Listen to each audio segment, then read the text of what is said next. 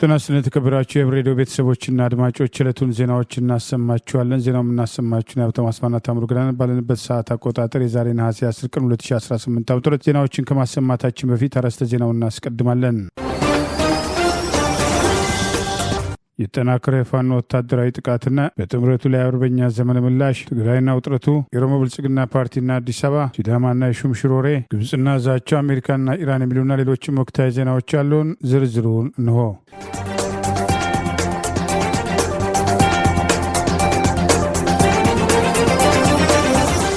ቴድሮስ ለወረራ ተንቀሳቀሰ የጠላት ኃይል ላይ ወሰደውን እርምጃ ተከትሎ ድል ተቀዳጀ። ባይሱዚ ተጭነው ሲንቀሳቀሱ የነበረው ያገዛዙ ወታደሮች በተጠና የደፈጣ ጥቃት ሙሉ ለሙሉ በውሃ ሰጥመው መደምሰሳቸው ተገለጸ።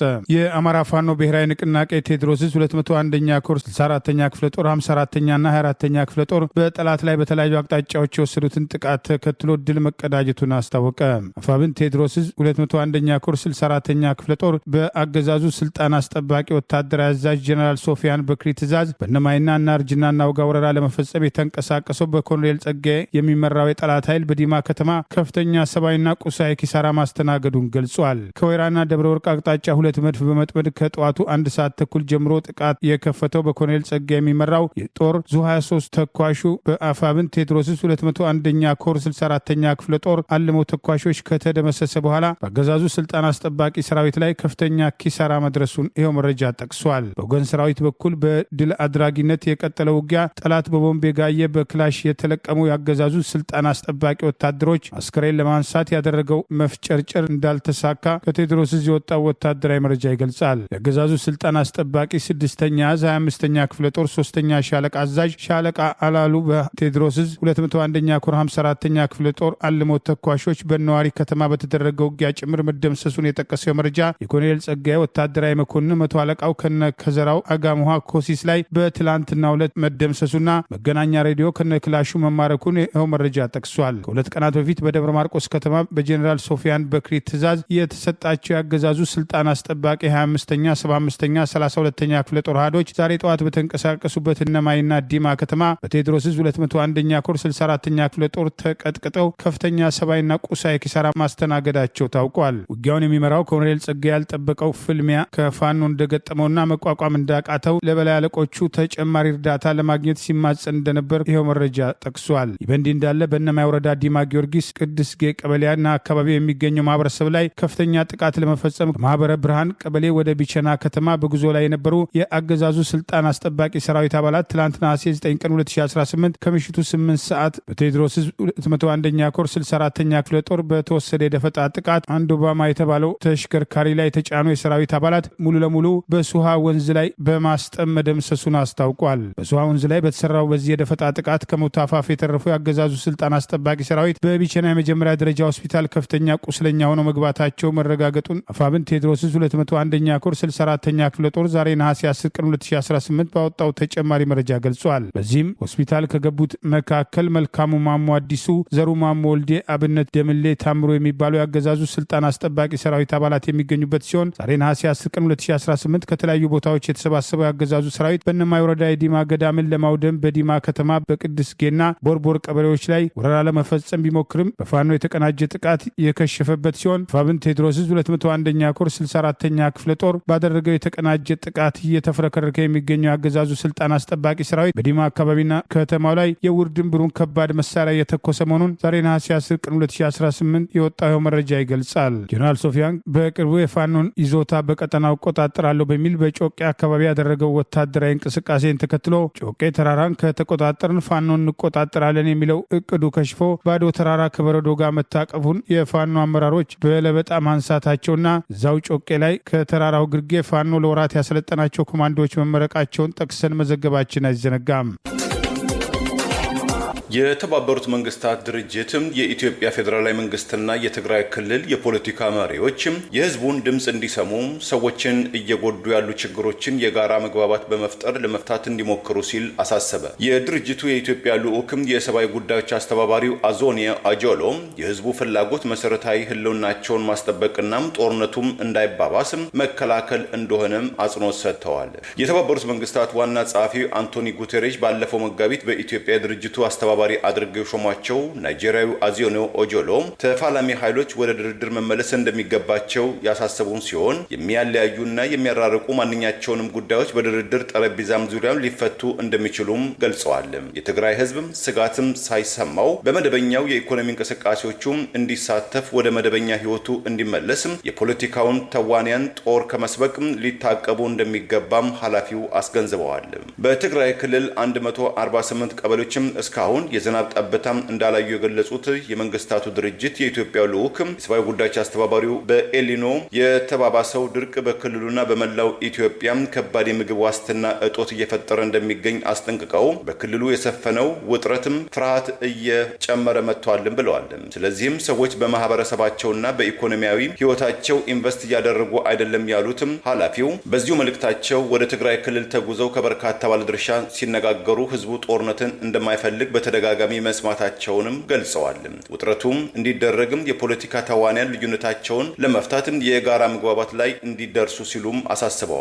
በቅርቡ በፌዴራል መንግስቱና በትግራይ ታጣቂ ኃይሎች መካከል እየታየ ያለው ወታደራዊ ፍልሚያና ፍጥጫም ክልሉን ዳግም ወደ ጦርነትም አዘቅት ውስጥም ይከተዋል የሚል ስጋት በኢትዮጵያንና በዓለም አቀፉ ማህበረሰብ ዘንድም በስፋትም እየተሰራጨ መሆኑን ተመልክቷል።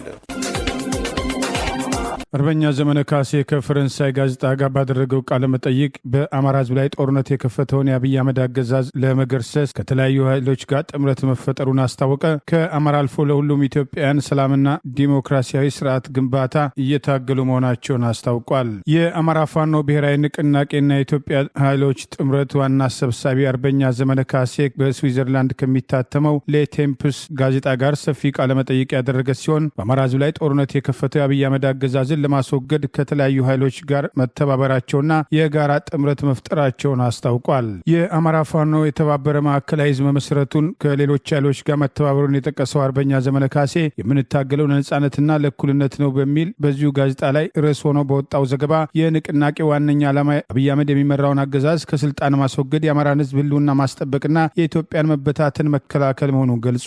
አርበኛ ዘመነ ካሴ ከዚህ ቀደም በሸዋ፣ በወሎ፣ ጎንደር፣ በጎጃም እንዲሁም በኦሮሚያ ክልል በወለጋ አቅራቢያ በተናጠል ሲንቀሳቀሱ የነበሩ የፋኖ ኃይሎች የአማራ ፋኖ ብሔራዊ ንቅናቄ በሚል አንድ ማዕከላዊ እዝ መመስረታቸውን አስታውቋል። ከፋኖ አንድ አደረጃጀትና ንቅናቄ በተጨማሪ የፌዴራል መንግስት የተባለውን በአማራ ህዝብ ላይ ይፋ ጦርነት ያወጀና ሀገሪቱን እያመሰ የሚገኘውን አገዛዝ ለማስወገድ የትግራይ ኃይሎችን ጨምሮ ከተለያዩ ኃይሎች ጋር መወያየታቸውን፣ ጥምረት መፍጠራቸውን ጭምር ገልጿል። ይህ ትብብር ከትግራይ ኃይሎች ባሻገር ከጉምዝ፣ ቤርታ፣ ሶማሌና ኦሮሞ ኃይሎች ጋር መደረጉን አርበኛ ዘመነ ካሴ ስዊዘርላንድ ለሚታተመው ሌቴምስ ጋዜጣ በሰጠው በዚሁ ቃለ መጠይቅ ገልጿል። በጦር ሜዳ ያለውን የኃይል ሚዛን በተመለከተ የጠቀሰው አርበኛ ዘመነ ካሴ የፋኖ ኃይል በአሁኑ ወቅት ከ80% በላይ የሚሆነውን የገጠር አካባቢና በርካታ ትናንሽ ከተሞችን መቆጣጠር መቻሉን አስታውቀው አገዛዙ ወደ ክልሉ ካሰማራቸው 13 የጦር እዞች ውስጥ 10ን በውጊያ ገጥመው ማሸነፋቸውንም ጭምር ገልጿል። በጠቅላይ ሚኒስትር አብይ አህመድ የሚመራው የፌዴራል መንግስት ዜጎችን የጥቃት ኢላማ በማድረግ ትምህርት ቤቶችን፣ ገበያዎችና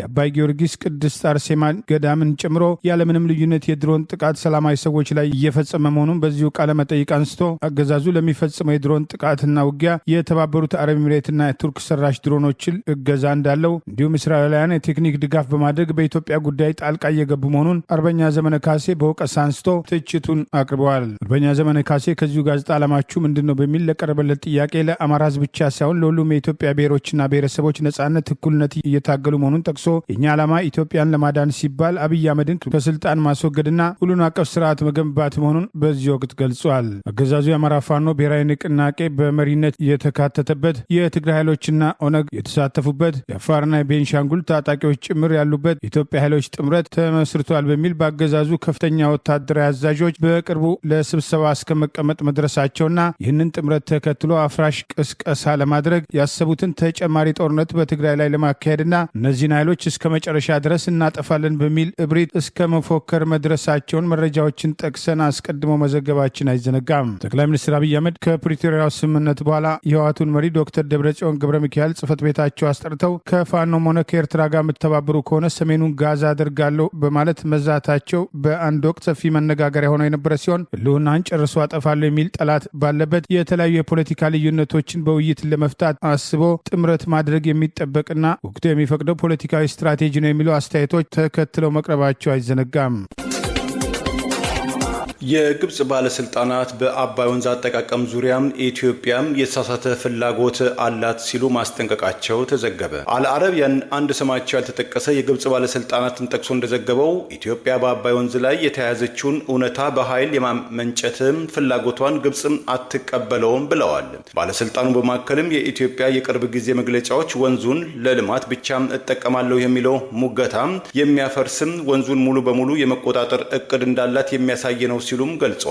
ድርጊቱም ከዓለም አቀፍ ሕግጋት ጋር የሚጋጭና የሚጣረስ መሆኑን ጋዜጣው ላይ የተሰጠው አስተያየትም ገልጿል። ከኢትዮጵያ በኩል ዓለም አቀፍ ሕግ የሚፈቅድልንን የባህር በር ወይም ቀይ ባህርን እኛ ብቻ እንቆጣጠራለን ስትሉት እኛም አባይን እንቆጣጠራለን እስከ መቼ ህመሙ እስኪሰማችሁ የሚል ምላሽም ይጠበቃልም ተብሏል። በካይሮ በኩል የቀረበው የማስጠንቀቂያ እንቅስቃሴ የኢትዮጵያ ውሃና የኢነርጂ ሚኒስትሩ ሀብታሙ ኢተፋም በቅርቡ ኢትዮጵያ በአባይ ወንዝ ላይ ተጨማሪ 3 ግድቦችን እንደምትገነባ ሁለቱ የተፋሰሱ የታችኛው አገራት ማለትም ግብጽና ሱዳን በኢትዮጵያ ቁጥጥር ስር ባለው አባይ ወንዝ ላይ የተንጠለጠሉ ናቸው ማለታቸውን አልአረቢያ መዘገቡ።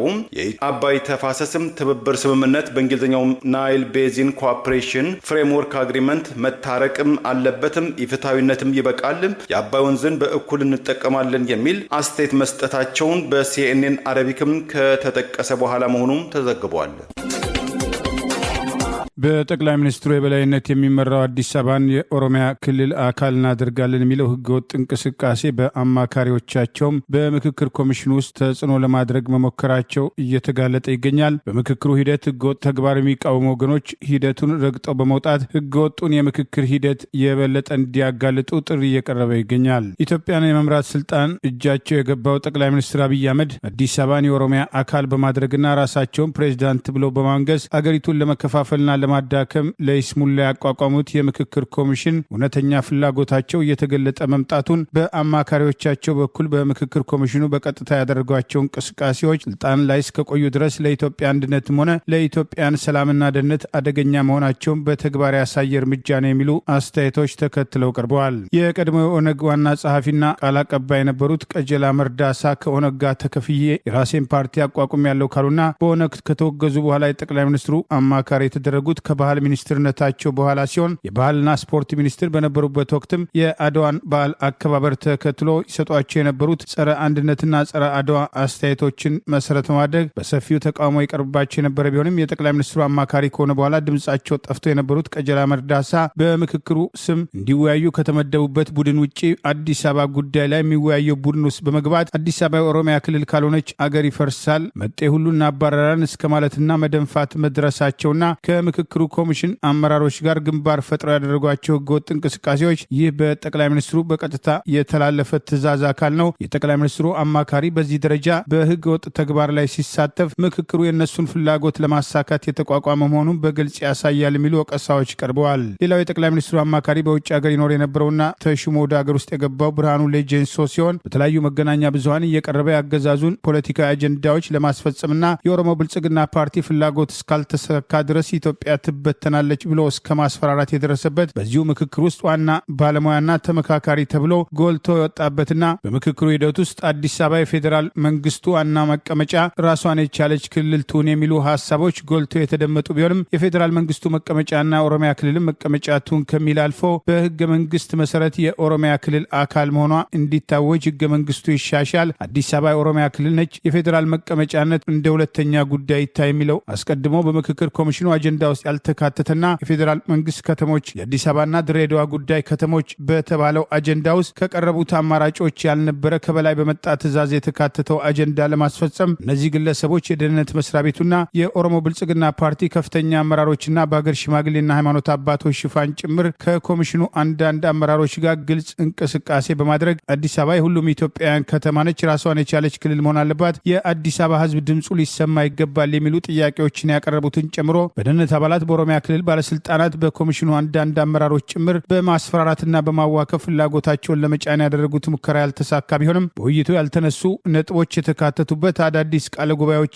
እያዘጋጁ በባዶ ወረቀት እስከ ማስፈረምና ወደ አዳራሽ ሲገቡ የፈረሙትን ለቃለ ጉባኤ እንደፈረሙ አድርጎ በማቀናበር ግልጽ ወንጀል እየሰሩ መሆኑን የሚጠቅሱ መረጃዎች ወጥተዋል። አካሄዱ የጠቅላይ ሚኒስትር አብይ አህመድን ህልምና የፓርቲያቸውን ኦሮሞ ብልጽግና ፓርቲ ህገወጥ እንቅስቃሴ በግልጽ ያሳየና ያጋለጠ ሂደት መሆኑን የሚጠቅሱ ወገኖች በዚህ ሂደት ውስጥ ምክክሩን ተከትሎ ቅሬታ የሚያቀርቡና ህገወጥነቱን እያጋለጡ ያሉ አንዳንድ የፖለቲካ ፓርቲዎች በተለጣፊነት የሚታሙትን ጨምሮ ተቃውሟቸውን ለስልጣን መደራደሪያ ከማድረግ ይልቅ አብን ጨምሮ ሂደቱን ረግጠው በመውጣት በመጨረሻ እንኳን የበደሉትን ህዝብ ሊክሱ ይገባል የሚሉ ጥሪዎች እየቀረበ ይገኛል። አዲስ አበባን በህገ ወጥ መንገድ የኦሮሚያ ክልል አካል ማድረግ ሌላውን ኢትዮጵያዊ ሁሉ መጤ ብሎ ከከተማዋ ለማባረርና የነሱ የፖለቲካ አጀንዳ ማስፈጸሚያ በማድረግ በሌሎች የኦሮሚያ ክልል አካባቢዎች የሚታየው ብሔርና ሃይማኖት ተኮር ጥቃቶች ወደ አዲስ አበባ ተጎትተው እንዲመጡ እድል መስጠትና ህገ ወጥ ነው የሚሉ ተቃውሞዎች ዛሬም ተጠናክረው ቀጥለዋል። የትግራይ ኃይሎች በራያ አላማጣና አካባቢው አገዛዙ ተጨማሪ ጦርነት ለመክፈት ዝግጅት አድርጓል በሚል ለታጣቂዎች ድጋፍ ገንዘብና እህል እያሰባሰቡ መሆናቸውን ከአካባቢው የመጡ መረጃዎች ገልጸዋል። አገዛዙ ከኤርትራ ህወሓት ታንክና መድፍን ጨምሮ ከባድ መሳሪያዎች አግኝቷል የሚል ሲሞታ ለዲፕሎማሲ ማህበረሰብ ማቅረቡን የሚጠቅሱ መረጃዎች ወጥተዋል። በራያ ቆቦ ጮቤ በር ትላንት የተደረገውን ውጊያ ተከትሎ ተጨማሪ ወታደራዊ እንቅስቃሴ በጠቅላይ ሚኒስትር አብይ አህመድ የሚመራው አገዛዝ ያደርጋል በሚል የትግራይ ኃይሎች ሰፊ ወታደራዊ ዝግጅት እያደረጉና በተለይም በራያ አላማጣና አካባቢው አርሶ አደሮች ለታጣቂዎች ቀለብና ገንዘብ እንዲሰጡ ትዕዛዝ መስጠታቸውን የሚጠቅሱ መረጃዎች ወጥተዋል። በገንዘብና በአይነት ከአርሶ አደሮች ከአካባቢው ለትግራይ ኃይሎች ታጣቂዎች ድጋፍ እየተሰበሰበ መሆኑን የሚጠቅሱ መረጃዎች የወጡ ሲሆን ህወሓት በበርካታ አካባቢዎች ከበባ አድርጓል ያለው የፌዴራል መንግስት ተጨማሪ ውጊያ ለማድረግ በየትኛውም ሰዓት ትንኮሳ ያደርጋል የሚል ግምገማ እንዳለው የሚጠቅሱ መረጃዎችም ወጥተዋል። ይህ በእንዲህ እንዳለ ህወሓትን እስከ መጨረሻ ድረስ እናጠፋለን የሚል በሌላ በኩል የጓዳ ድርድር እያደረገ የሚገኘው አገዛዝ ህወሓት በቅርቡ ታንክና መድፍን ጨምሮ ከኤርትራ ከባድ መሳሪያዎች አስገብቷል። የህወሓት ወታደራዊ እንቅስቃሴ ተጨማሪ የጥፋት ኃይሎችን በማስተባበር ለኢትዮጵያና ለአፍሪካ ቀንድ ሰላምና መረጋጋት እንቅፋት ነው የሚሉ ክሶችን አገዛዙ መቀመጫቸውን አዲስ አበባ ላደረጉ ዲፕሎማቲክ ማህበረሰብ አባላት በላከው ማብራሪያ የገለጸ ሲሆን ዲፕሎማቲክ ማህበረሰቡ በህወሓት ላይ ጫና እንዲያደርግ መጠየቁም ታውቋል። ጠቅላይ ሚኒስትር አብይ አህመድና የህወሓቱ ሊቀመንበርና የትግራይ ክልል ፕሬዚዳንት ዶክተር ደብረጽዮን ገብረ ሚካኤል በሚስጥር ከመነጋገር አልፎ በኬንያ በቅርቡ ይገናኛሉ የሚል አስተያየት እየተሰራጨ ባለበት በዚህ ወቅት በሸረሪናም ሆነ በራያ የነበሩ ውጊያዎችን ተከትሎ ሁለቱም በየደጋፊዎቻቸው በኩል እየሰጡት ያለው አስተያየት ድል ተቀዳጅተናል ቢልም በአገዛዙም ሆነ በህወሓት በኩል የሚደረጉ ወታደራዊ ዝግጅቶች በሁለቱ ግንባሮች የታየ ውጊያ የበለጠ ይሰፋል የሚል ግምት መኖሩም ታውቋል። በሌላ በኩል የትግራይ ሰላም ሰራዊት በሚል ከጀርባ በነጌታቸው ረዳ የሚደገፈውና አገዛዙ ግልጽ ወታደራዊ ድጋፍ እየሰጠ ያለው ከትግራይ ኃይሎች ተገነጠሉ የተባለው ኃይል የታሰበውን ያህል ውጤት እያመጣ አለመሆኑና አንዳንዶቹም እየከዱ ተመልሰው ከአገዛዙ በተቃራኒ የተሰለፉ በህወሓት የሚመራው የትግራይ ኃይሎችን መቀላቀላቸውን የሚጠቅሱ መረጃዎች እየወጡ ነው። አገዛዙ በሚወስደው እርምጃ አዲስ አበባ ያሉት እነጌታቸው ረዳን በአጭር ቀን ጦርነት ወደ ትግራይ እንመልሳለን የሚል እቅድ ያለው ቢሆንም በተለይም በጌታቸው ረዳ ላይ ያላቸው እምነት እየተመነመነ መምጣቱን የአገዛዙ ወታደራዊ አዛዦች በትግራይ ሰላም ሰራዊት ስም ወደ ትግራይ ዘልቀው ለመግባት ያላቸው እቅድ እያጠኑ መሆናቸውን የሚጠቅሱ መረጃዎች ወጥተዋል። ትላንት በራያ የነበረውን ውጊያ ተከትሎ ወደ ትግራይ የሚሄደው መንገድ ለሰዓታት ተዘግቶ የነበረ ቢሆንም ዛሬ ክፍት ሆኖ መዋሉን የሚጠቅሱ መረጃዎችም ወጥተዋል። ህወሓት ከአገዛዙ ጋር ውስጡን ድርድር ይደረጋል የሚለውን በተደጋጋሚ ያስተባበለ ሲሆን የጠቅላይ ሚኒስትሩ አገዛዝ ስለ ድርድር በይፋ የገለጸው ነገር ባይኖርም የአገዛዙ ወታደራዊ አዛዦች ሰራዊቱን እየሰበሰቡ ከዚህ በኋላ ህወሓት ትንኮሳ ከከፈተ እናጠፋዋለን እንጂ ድርድር የሚባል የለም በሚል እናንተ መልሳችሁ ለምትደራደሩት በተጨማሪ ውጊያ እናልቅም ለሚሉ የአገዛዙ ሰራዊት አባላት ቅሬታ ማስተማመኛ ያሉትን ቅስቀሳ ሲያደርጉ መቆየታቸውን ጠቅሰን መዘገባችን አይዘነጋም። የተባበሩት መንግስታት ድርጅት የኢትዮጵያ ተወካይ በቅርቡ ከትግራይ ኃይሎች ጋር ውይይት ማድረጋቸውን በአገዛዙና በህወሓት መካከል ያለው ወታደራዊ ፍጥጫ እንዲረግብ መጠየቃቸውና ሰብአዊ እርዳታ እንዲደርስ ሁኔታዎች መርገብ እንዳለባቸው ጥሪ ማድረጋቸውን ጠቅሰን መዘገባችን አይዘነጋም። የትግራይ ክልል ትምህርት ቢሮ አዲስም ስርዓተ ትምህርት ወይም ካሪኩለም ይፋ ማድረጉን አስታወቀ። በአዲሱ ስርዓተ ትምህርት የአማርኛ ቋንቋ ትምህርትን ከአሁን በፊት ከ3ኛ ክፍል ይሰጥ የነበረው ወደ 7ኛ ክፍል እንዲዘገይ መደረጉም ተመልክቷል። በተጨማሪም በቀድሞ ስርዓተ ትምህርት ያልነበሩ የግብረ ገብ ትምህርት በአዲሱ ካሪኩለም የተካተተም ሲሆን የክልል ቢሮ ባወጣው መረጃም በክልሉ ሲተገበር የቆየው ስርዓተ ትምህርት 16 ዓመታትን ያስቆጠረ የተባለው ስርዓተ ትምህርቱም የክልሉን ራዕይ ለማሳካት ከሚደረገው ጥረት ጋር በበቂ ሁኔታ የተጣጣመ አስተዋጽኦ አላበረከተም መባሉን ቲክታክ ኢትዮጵያም ዘግቧል። ቢሮው እንዳስታወቀው የትምህርት ስርዓቱን ከዘመኑ ጋር ማጣጣም አስፈላጊ በመሆኑ በሰው ሰራሽ አስተውሎት ወይም በእንግሊዝኛው አርቲፊሻል ኢንተለጀንስ የተለወጠውን ዘመናዊ ዓለም የሚመጥን ስርዓተ ትምህርት መቅረጽ ወሳኝ መሆኑን ቢሮው አስታውቋል። አዲሱ ስርዓተ ትምህርት በ14 የዩኒቨርሲቲ ምሁራንና ባለሙያዎች መዘጋጀቱን የገለጸው ቢሮ በስርዓተ ትምህርቱም ከአካባቢያዊ ተሞክሮ በተጨማሪ ከኢሲያ የስነ ምግባር ትምህርት ከስካንዲኔቪያንና ከሰሜንና ምዕራብ አውሮፓም ደግሞ እኩልነትን፣ ተጠያቂነትን የሚያመላክቱም ተሞክሮችን መካተቱም ተገልጿል። እንደ ቢሮው ገለጻም አዲሱ ስርዓተ ትምህርት ለመቅረጽ የተባበሩት መንግስታት የህፃናት አድን ድርጅት ዩኒሴፍ $550,000 ፈቃድ ቢሰጥም የፌዴራል መንግስቱ በጀቱን ሙሉ በሙሉ ባለመልቀቁ እስካሁን ለስራው የዋለው $200,000 ብቻ መሆኑንም ተገልጿል። የ2019 ዓመት የመማርና የማስተማር ሂደት በአዲሱ ስርዓተ ትምህርት እንደሚከናወን የትምህርት ቢሮ ማስታወቁም ተገልጿል። ከፌዴራል መንግስቱ ጋር አተካሮና ተቃርኖ ውስጥ የገባው ክልሉ በቅርቡ የ12ኛ ክፍል መልቀቂያ ትምህርትን ፈተናን በተመለከተም በራሱ መንገድ ለማውጣት እንቅስቃሴ ጀምሮ በኋላ ግን ከትምህርት ሚኒስቴር ጋር በተደረገው ስምምነት የ12ኛ ክፍል መልቀቂያ ተፈታኞች በትምህርት ሚኒስቴር ህግ መሰረት እንዲፈተኑ መደረጉ ይታወሳል። ሐዋሳ ከተማን ጨምሮ ሲዳማ ክልል ለመጠቅለል እየተንቀሳቀሰ ያለውና ከጀርባ ሰፊ ፖለቲካዊ ስራዎች እየሰራ ነው። በኦነግ ሸኔ በድንበር አካባቢዎች ህዝቡ ላይ ጥቃት እየፈጸመ ጉዳት ያደርሳል የሚባለው ኦሮሚያ ክልል ፕሬዚዳንት ሽመልስ አብዲሳ አዲስ የሲዳማ ክልል ፕሬዚዳንት ለማዋለድ እየሰሩ መሆናቸውና የወቅቱ የክልሉ ፕሬዚዳንት አባዱላ ገመዳን ሽምግልና መላካቸውን የሚጠቅሱ መረጃዎች ወጥተዋል። የኦሮሞ ብልጽግና ፓርቲ ስትራቴጂስት የሚባሉት ከጠቅላይ ሚኒስትር አብይ አህመድ ቀጥሎ ያሉት የኦሮሚያው ክልል ፕሬዚዳንት ሽመልስ አብዲሳ የሲዳማ ክልልን ለመጠቅለል ሐዋሳ ከተማን ጨምሮ የሲዳማ ክልል ወደ ኦሮሚያ ክልል ለማካለል የተለያዩ ስራዎችን እየሰሩ መሆናቸው በተደጋጋሚ ሲጠቀስ የቆየ ሲሆን ሰሞኑን ለሲዳማ ልማት አስተዋጽኦ እንዲደረግ በሚል ጥያቄ ለማቅረብ ወደ ቢሮቸው ለሄዱ የሲዳማ ክልል ፕሬዚዳንት ደስታ ሌዳሞን ለመለወጥ ማሰባቸውን መናገራቸው ክልሉን ሙሉ ለሙሉ ለመቆጣጠር የሚያደርጉት እንቅስቃሴ በግልጽ ያሳያል ተብሏል። ይህን የሰሙት የክልሉ ፕሬዚዳንት አባዱላ ገመዳን ሽምግልና መላካቸውን የሚጠቅሱ መረጃዎችም ወጥተዋል።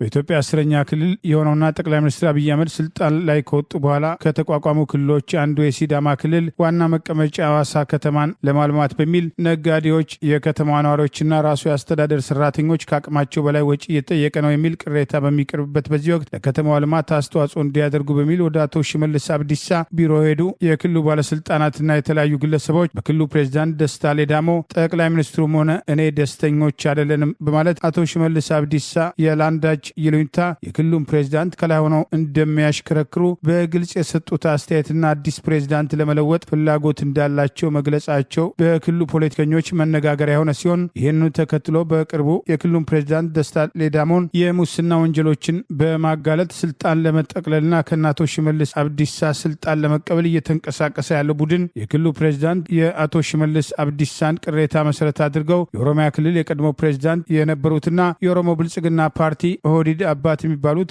አባዱላ ገመዳን በሽምግልና መላካቸውን የሚጠቅሱ መረጃዎች ወጥተዋል። ክልሎች በእኔ ዘመን ራሳቸውን በራሳቸው ያስተዳድራሉ ያሉት ጠቅላይ ሚኒስትር አብይ አህመድ ክልሎችን በበላይነት በመቆጣጠር ከህግ ከተሰጣቸው ስልጣን በላይ ጣልቃ ይገባሉ።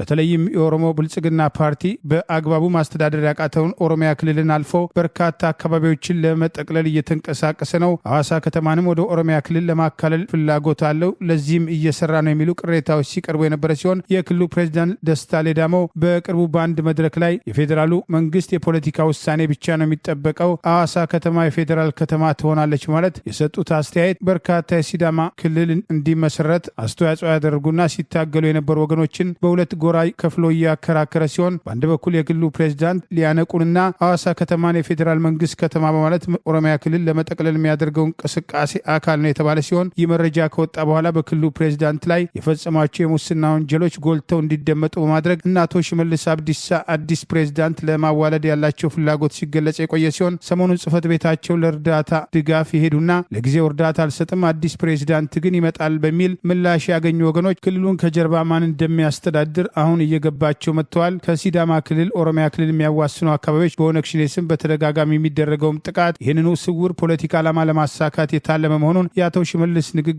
አረጋግጧል የሚሉ አስተያየቶችም ተከትለው መቅረብ ጀምረዋል።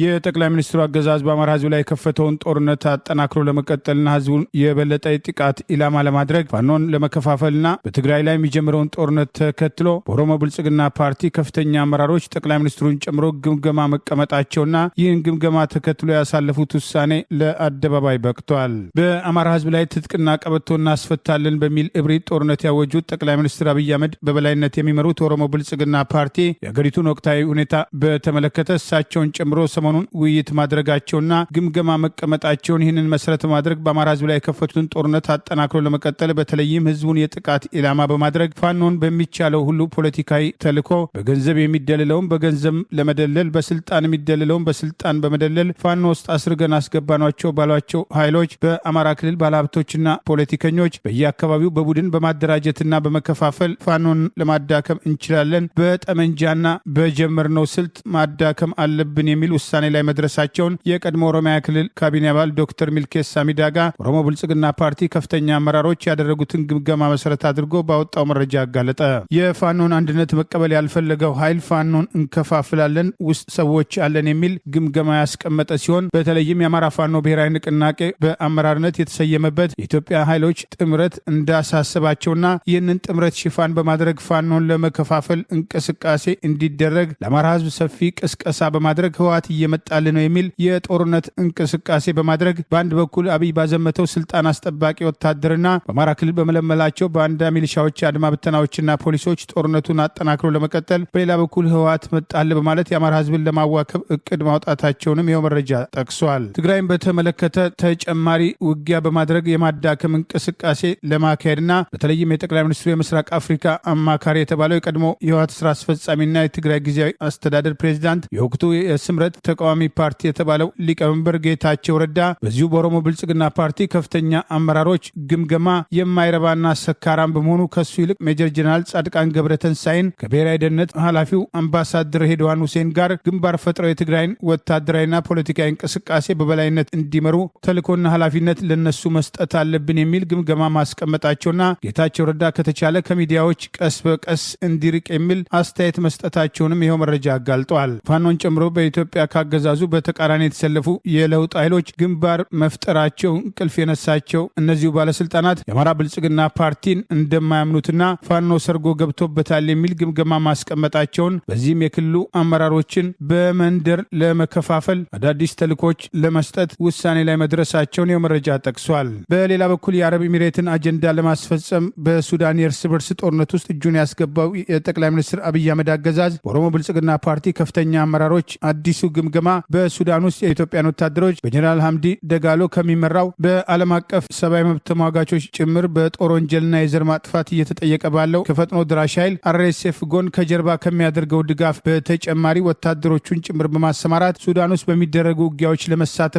የሱዳን ጉዳይ እንቆጣጠራለን የሚል ግምገማ ማስቀመጡን በዚህም ከኤርትራ የበለጠ ሱዳን ታሰጋናለች የሚል ግምገማ እንዳላቸው የሚጠቅስ መረጃ ወጥቷል። ይበንዲ እንዳለ አገዛዙ በትግራይ ላይ ጦርነት ከፍቶ ኤርትራንም ለመውረር ያለውን እቅድ በተመለከተ በተለይም ከቅርብ ጊዜ ወዲህ ኤርትራ ወታደራዊ አቋም አገዛዙ ከገመገመው በተቃራኒ የተለየ ውጤት መምጣቱና አስመራ ላይ ጥቃት እናደርሳለን የሚለው አገዛዝ አዲስ አበባ ላይም ተመሳሳይ ጥቃት ሊወሰድ ይችላል የሚል ስጋት ላይ መውደቁን ይህኑ ተከትሎ ኤርትራን በስልት እናዳክማለን የሚል ግምገማ እንዳለው ተደጋግሞ ሲጠቀስ መቆየቱ አይዘነጋም። የቀድሞ የኦሮሚያ ክልል ካቢኔ አባል ዶክተር ሚልኬሳ ሚዳጋ አገዛዙ ገዳይና ጨፍጫፊ በመሆኑ በኦሮሞ ህዝብ ስም ስልጣን ላይ ሊቀጥል አይገባም፣ የኢትዮጵያ ኃይሎች እየተጠናከሩ ስርዓቱን ለመገርሰስ የሚችሉበት እድል እየሰፋ ነው በማለት በወቅቱ አገዛዙ ያደረገውን ግምገማ መሰረት አድርጎ አስተያየቱን ሰጥቷል። በሱዳን ውስጥ በቅርቡ የምክክር ጉባኤ እንደሚጀመር ጠቅላይ ሚኒስትሩ አስታወቁም። ተቃዋሚዎች ግን የወታደራዊ አገዛዙን ስልጣን ለማራዘም በሚደረግ ስብሰባ አንሳተፍም ሲሉ አቋማቸውን ገለጹ። የሱዳኑ ጠቅላይ ሚኒስትር ካሚል ኢድሪስ ዛሬ በሰጡት መግለጫ ከአፍሪካ ህብረት የሰላምና ደህንነት ካውንስል ልዑክ ጋር ካርቱም ውስጥ ባደረጉት ውይይት በሱዳን ውስጥ ነጻ ምርጫ፣ ብሔራዊ ማገገምና እርቀ ሰላም መንገድ ጠራቂ ድርድር በቅርቡ ይጀመራልም ብለዋል። የአገሪቱ የዜና አገልግሎት ሱናም ጠቅላይ ሚኒስትሩን ጠቅሶ እንደዘገበው በአልጄሪያው መሐመድ ካሊድ የአፍሪካ ሰላም ደህንነት ካውንስል የተመራው ቡድን ያነጋገሩት ጠቅላይ ሚኒስትሩ ካሚል ሰራዊታችን በበኩሉ ወደ ኮርዶፋንና ወደ ዳርፉር የሚያደርገው ግስጋሴ ይቀጥላል፣ አገራችን ሱዳንን ሙሉ በሙሉ ነጻ እናወጣታለን፣ የሱዳን ህዝብም አዲስ አመራሩን በቅርቡ ይመርጣልን ብለዋል።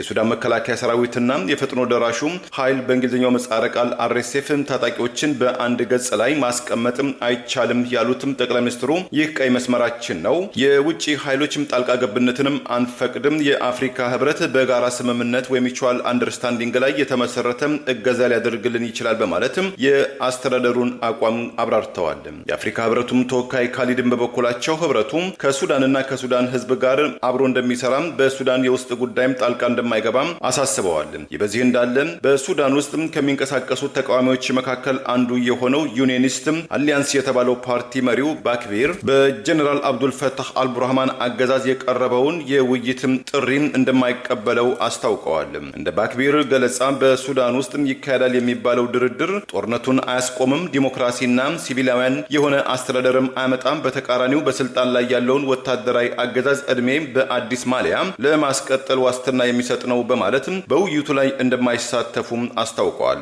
በባክቢር አስተያየታቸውን ሲቀጥሉም የውጭ አደራዳሪዎችም ታዛቢዎችን ያገለለም ውይይት ተቀባይነት የለውም ብለዋል። የተቃዋሚው ኡማ ፓርቲ መሪው ሙብራክም አልፋሂድን በበኩላቸው ወታደራዊ አገዛዙ ስልጣኑን ለሲቪሊያን አስተዳደር ማስረከብ ይጠበቅበታል፣ ማንኛውም ድርድር ከሱዳን ውጪ መካሄድ አለበትም፣ ወታደራዊው አገዛዝ ታዛቢ እንጂ ተሳታፊ ሊሆን አይፈቀድለትም በማለትም የፓርቲያቸውን አቋምም ገልጸዋል። በተቃራኒው የወታደራዊ ጥምረትና የፖለቲካ አንጃ የሆነው ዲሞክራቲክ ብሎክም ቃል አቀባዩ መሐመድ ዛኪራም ብሔራዊ ባለቤትነትና አገር አቀፍ መግባባት እንዲኖር ፓርቲያቸው የበኩሉን ድጋፍም እንደሚያደርግም አስታውቀዋል።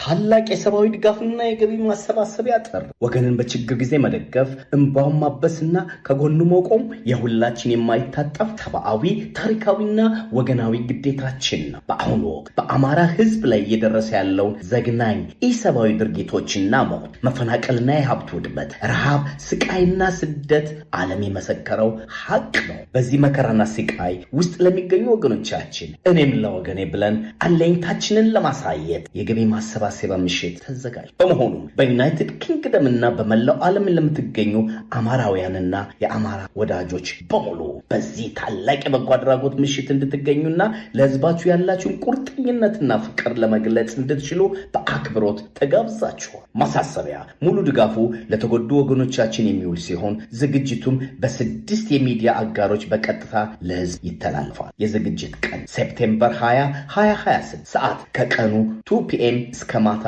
10 PM። ቦታ ሆክልብሮክ ባር ኤንድ ሬስቶራንት 68 ነንደን ሮድ በርሚንጋም። ፖስት ኮድ B210T።